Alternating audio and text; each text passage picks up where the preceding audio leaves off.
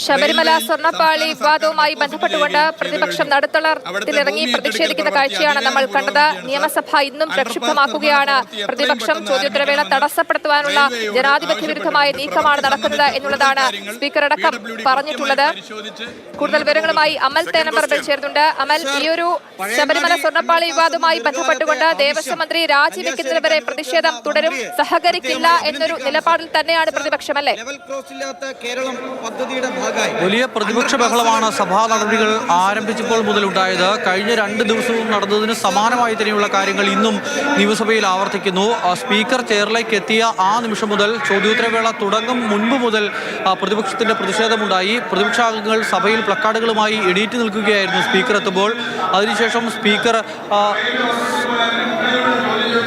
സംസാരിക്കാൻ തുടങ്ങുന്ന സമയത്ത് തന്നെ ശക്തമായ മുദ്രാവാക്യം വിളികളുണ്ടായി. പ്രതിപക്ഷ നേതാവ് എണീറ്റ് നിന്ന് ഇനിയും സഭാ നടപടികളുമായി സഹകരിക്കാൻ തങ്ങൾക്ക് താല്പര്യമില്ല, ദേവസ്വം മന്ത്രിയുടെ രാജി ഉണ്ടാകും വരെ ശക്തമായ പ്രതിഷേധം തുടരും എന്നുള്ളതാണ് പ്രതിപക്ഷ നേതാവ് വ്യക്തമാക്കിയത്. അതിനുശേഷം പ്രതിപക്ഷാംഗങ്ങൾ സ്പീക്കറുടെ ഡയസിന് സമീപത്തേക്ക് പ്ലക്കാർഡുകളും ബാനറുമായി എത്തി. ഇപ്പോൾ സ്പീക്കറുടെ ഡയസിന് സമീപത്ത് പ്രതിപക്ഷാംഗങ്ങൾ പ്രതിഷേധിക്കുകയാണ്.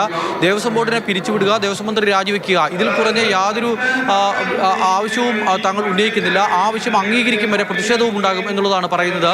സഭയ്ക്ക് അകത്തും പുറത്തും പ്രതിഷേധം നടത്താൻ തന്നെയാണ് ഇപ്പോൾ എന്തായാലും തീരുമാനം. മന്ത്രി മുഹമ്മദ് റിയാസ് ഇപ്പോൾ സംസാരിച്ചുകൊണ്ടിരിക്കുകയാണ്.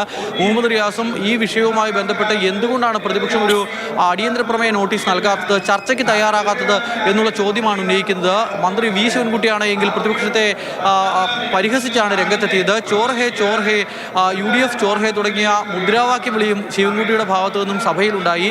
ഇപ്പോഴും എന്തായാലും പ്രതിപക്ഷ ബഹളത്തിനിടയിലും സഭാ നടപടികൾ പുരോഗമിക്കുന്നുണ്ട്. പക്ഷേ അധികം സമയം ഇതിങ്ങനെ നീട്ടിക്കൊണ്ടുപോകാൻ കഴിയും എന്ന് തോന്നുന്നില്ല. കഴിഞ്ഞ ദിവസത്തിന് സമാനമായി തന്നെ ചോദ്യോത്തരവേള റദ്ദാക്കേണ്ടി വന്നേക്കാം. അതോടൊപ്പം പിന്നീട് 10 മണിക്ക് വീണ്ടും സഭ ചേർന്നാലും ഇത് മുന്നോട്ട് കൊണ്ടുപോകാൻ കഴിയുമോ എന്ന കാര്യത്തിൽ സംശയമാണ്. അത്രയ്ക്ക് വലിയ പ്രതിപക്ഷ ബഹളം ഇപ്പോൾ സഭയിൽ തുടരുന്നുണ്ട്.